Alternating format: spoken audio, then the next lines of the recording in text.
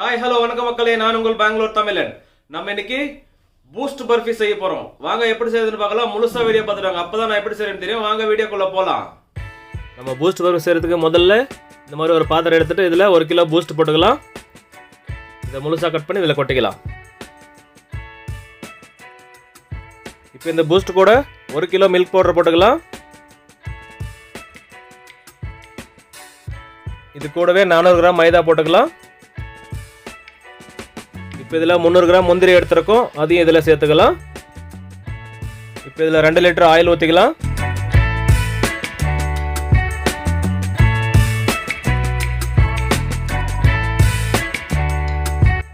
இப்போ இதெல்லாம் சேர்த்து மிக்ஸ் பண்ணிடலாம். நம்ம போட்டிருக்கிற பூஸ்ட்டு, மில்க் பவுடர், மைதா, முந்திரி, ஆயில் இதெல்லாம் சேர்த்து நல்லா கரைச்சி எடுத்துருவோம். இந்த அளவு கரைச்சா போதும் பாருங்கள்.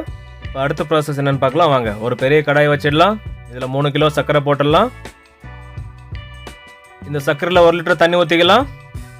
இப்போ ஸ்டவ் ஆன் பண்ணிவிட்டு பொறுமையாக கிண்ட ஆரம்பிக்கலாம். சர்க்கரை கரைஞ்சி வரட்டும். இப்போ சர்க்கரைலாம் கரைஞ்சி நல்லா கொதி வர ஆரம்பிச்சிருச்சு. இது அப்படியே கொஞ்சம் திக்காய் வர வரைக்கும் இப்படியே கொதி வந்துட்டு இருக்கட்டும். இந்த சுகர் சிரப் நல்லா திக்காய் வந்துருச்சு. எடுத்து காட்டுறேன் பாருங்கள். இந்த அளவுக்கு வந்தால் போதும், பார்த்தாலே தெரியும். இப்போ அடுத்து என்னென்னு பார்க்கலாம் வாங்க. இப்போ இந்த கடாயை சுற்றி தண்ணி தெளிச்சிக்கலாம். இந்த கடாயில் சைடில் சர்க்கரை ஒட்டி இருக்கும், அதனால தான் தண்ணி தெளித்து அதெல்லாம் கீழே இருக்கிறோம். நம்ம முன்னாடியே பூஸ்ட்டை கரைச்சி வச்சுருக்கோம், அதை எடுத்து முழுசாக இதில் ஊற்றி கிண்ட ஆரம்பிக்கலாம். முழுசாக ஊற்றிடுவோம். அவ்வளோதாங்க. இது மாதிரி விடாமல் இதே மாதிரி கிண்டிகிட்டே இருக்கலாம், அது திக்காய் வர்ற வரைக்கும். இப்போ இந்த பூஸ்ட் பருப்பு நல்லா கெட்டியாகி வந்திருக்கு, பார்த்தாலே தெரியும் உங்களுக்கு. இந்த அளவுக்கு திக்கான போதும். இந்த சமயத்தில் நம்ம 1 லிட்டர் நெய் ஊற்றிக்கலாம். 1 லிட்டர் முழுசாக ஊற்றி கிண்ட ஆரம்பிக்கலாம். திரும்பவும் கெட்டியாகி வரும், அது வரைக்கும் இதே மாதிரி நம்ம கிண்டிகிட்டே இருப்போம்.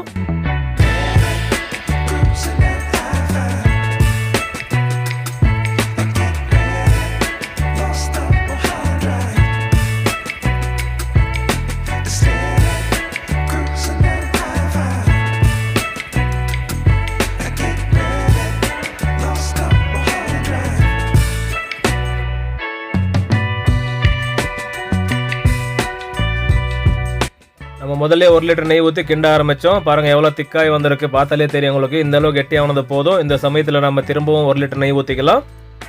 1 லிட்டர் நெய் முழுசாக ஊற்றி நம்ம கிண்ட ஆரம்பிக்கலாம். இப்போ நம்ம கிண்ட ஆரம்பிக்கலாம். இதுக்கு மொத்தமாக நம்ம 2 லிட்டர் நெய் 2 லிட்டர் ஆயில் ஊற்றிருக்கோம். உங்களுக்கு ஆயில் வேண்டாம் அப்படின்னு நினச்சிங்கன்னா 4 லிட்டர் நெய் கூட ஊற்றிக்கலாம். உங்களோட விருப்பம் தான் அது. அது இன்னும் டேஸ்ட்டாக இருக்கும். ஆனால் இதுதான் கரெக்டான மெத்தடில் செஞ்சால், இந்த மாதிரி செஞ்சால் சாப்பிட ரொம்ப சூப்பராக இருக்கும். உங்களுக்கு ஆயில் சாப்பிட விருப்பம் இல்லை அப்படின்னு நினைக்கிறவங்க நெய்யை கூட சேர்த்து செய்யலாம். இது திரும்பவும் திக்காய் வர இதே மாதிரி கிண்டிகிட்டே இருக்கலாம். இப்போ இந்த பூஸ்ட் பருப்பு ரெடியாகி வந்துருச்சு. அது எப்படி கண்டுபிடிக்குதுன்னு பார்க்கலாம். இந்த மாதிரி குடுப்பியில் கொஞ்சம் எடுத்து கையில் எடுத்துக்கலாம். பாருங்கள், இந்த மாதிரி எடுத்து உருண்டை பண்ணுங்க. உருண்டையாக வரும் பாருங்கள். கையில் ஒட்டாமல் உருண்டாவது பார்த்தீங்களா? இந்த மாதிரி வந்துச்சுன்னா சரியாக வந்ததுன்னு அர்த்தம். அப்படியே ஒரு டைம் ப்ரெஸ் பண்ணி பாருங்கள். இந்த மாதிரி ப்ரெஸ் பண்ணால் அதோட திக்னஸ் தெரியும். கொஞ்சம் கெட்டியாக இருக்கிற மாதிரி இருக்கணும். அந்த மாதிரி வந்துச்சுன்னா ரெடி ஆகிடுச்சுன்னு அர்த்தம். இந்த மாதிரி உருண்டை கொண்டு ஓகே எடுத்துருவோம். நம்ம இதை இந்தளவுக்கு ரெடியாக வந்த போதும். இப்போ இதில் 1 ஸ்பூன் ஏலக்காய் பொடி போட்டுக்கலாம். போட்டு கிண்ட ஆரம்பிக்கலாம். முழுசாக மிக்சரில் மிக்ஸ் பண்ணிவிட்டு அவ்வளோதாங்க. இந்த பூஸ்ட் பர்ஃபி சூப்பராக ரெடியாகி வந்துருச்சு. உங்களுக்கு பார்த்தாலே தெரியும். எடுத்து காட்டுறோம் பாருங்கள். சாக்லேட் மாதிரி வருது பார்த்தீங்களா இந்த பூஸ்ட் பர்ஃபி. இந்த அளவுக்கு ரெடியானது போதுங்க. சூப்பராக ரெடியாக வந்துருச்சு. இப்போ இதை பர்ஃபி சீனில் போட்டு பர்ஃபி தட்டிடலாம் வாங்க. இப்போ இந்த பூஸ்ட் பர்ஃபி பர்ஃபி சீனில் எடுத்து போடணும். அதுக்கு நம்ம முதல்ல நெய் பூசி வைக்கணும். இந்த மாதிரி ட்ரையில் நெய் பூசி வச்சிருக்க பாருங்க. நம்ம எடுத்து போடுற பர்ஃபி சீனில் எல்லாத்துலேயுமே நெய் பூசி வச்சிருக்கணும். இப்போ இதில் எடுத்து நம்ம போட்டுருவோம். இந்த பர்ஃபி ட்ரைக்கு தேவையான அளவு எடுத்து போட்டுக்கலாம். ஒரு விசிறியை எடுத்து ட்ரை ஃபுல்லாக பரவ அளவுக்கு பண்ணதுக்கப்புறம் அது மேலே நம்ம 1 டேபிள் ஸ்பூன் நெய் ஊற்றிட்டு அது மேலாக தடவி விட்டுருவோம். அதுக்கப்புறம் அது மேலே நம்ம ரோலர் வச்சு ரோல் பண்ணலாம். ஒரே மாதிரி ஃபினிஷிங் வரணுன்றதுக்காக இந்த மாதிரி ரோல் பண்ணோம்னா கரெக்டான சைஸில் ஃபினிஷிங் வரும். எல்லா பக்கமும் பரவி க்ளீனாக வரும் நம்மளுக்கு. அதுக்காக தான் இந்த மாதிரி ரோல் பண்ணுறோம்.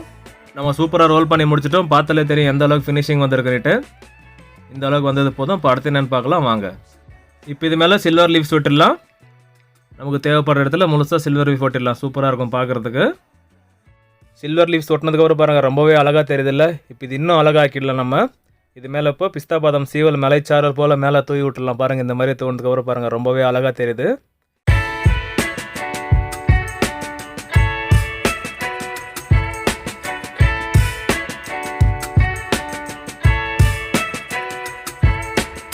இந்த பிஸ்தா பாதாம் சீவல் மேலே தூவுனதுக்கப்புறம் இந்த மாதிரி ரோல் பண்ணிடலாம். அப்போ தான் அந்த ஸ்வீட்டில் அந்த பிஸ்தா பாதாம் பிடிக்கும். அதனால தான் இந்த மாதிரி ரோல் பண்ணுறோம். அவ்வளோதாங்க, இது முடிஞ்சது. இது இப்படியே ஒரு 4 மணி நேரம் சில்லுன்னு ஆறி வரட்டும். அதுக்கப்புறம் நம்ம கட் பண்ணி எப்படி இருக்குன்னு பார்த்துடுவோம். இதே மாதிரி மீதி இருக்க ட்ரை எல்லாம் செஞ்சு முடிச்சிருவோம். நான் செஞ்சுருக்கிறது 3 ட்ரை வரும். இப்போ இந்த பூஸ்ட் பர்பி 4 மணி நேரமாக சில்லுன்னு ஆறி வந்துடுச்சு. பார்த்தாலே தெரியும் உங்களுக்கு. இப்போ இதை நம்ம கட் பண்ண போயிடலாம். ஒரு ஸ்கேல் எடுத்து வச்சுட்டு நமக்கு தேவையான சைஸில் கரெக்டாக கட் பண்ணி எடுத்துடலாம். நான் ஸ்கொயர் ஷேப்பில் கட் பண்ணி எடுக்கிறேன். நான் இதே மாதிரி முழுசாக கட் பண்ணிட்டு ட்ரையில் எடுக்கிறது காமிக்கிறேன் பாருங்கள்.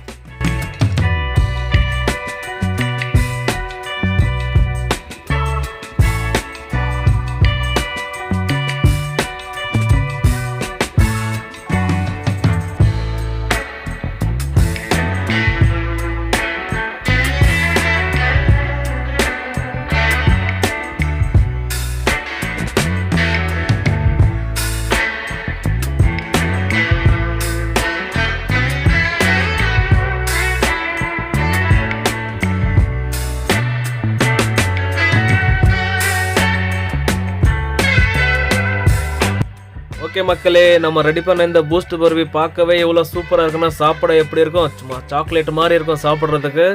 கண்டிப்பாக நீங்கள் இந்த மாதிரி செய்யணும்னு நினச்சிங்கன்னா நான் சொன்ன அளவு வச்சு செஞ்சீங்கன்னா உங்களுக்கு ஒரு 10 கிலோ அளவில் வரும். இந்த அளவுக்கு தேவைப்பட்டால் கண்டிப்பாக நம்ம வீடியோ பார்த்து செய்யுங்க, ரொம்பவே சூப்பராக வரும். இது மாதிரி வீடியோஸ் நிறைய பார்க்கணும்னு நினச்சிங்கன்னா நம்ம சேனலை சப்ஸ்கிரைப் பண்ண மாற்றிங்க, சப்ஸ்கிரைப் பண்ணிக்கோங்க, லைக் பண்ணுங்கள், ஷேர் பண்ணுங்கள், கமெண்ட் பண்ணுங்கள், பெல் ஐக்கானை கிளிக் பண்ணிவிட்டு ஆல் என்ற பட்டனை கிளிக் பண்ணி விடுங்க.